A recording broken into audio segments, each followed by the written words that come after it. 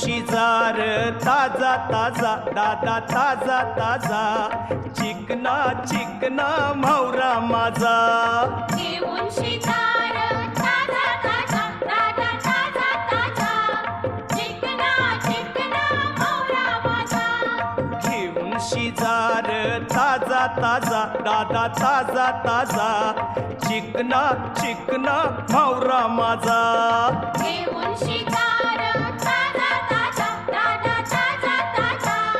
चिकना चिकना म्हावरा माझा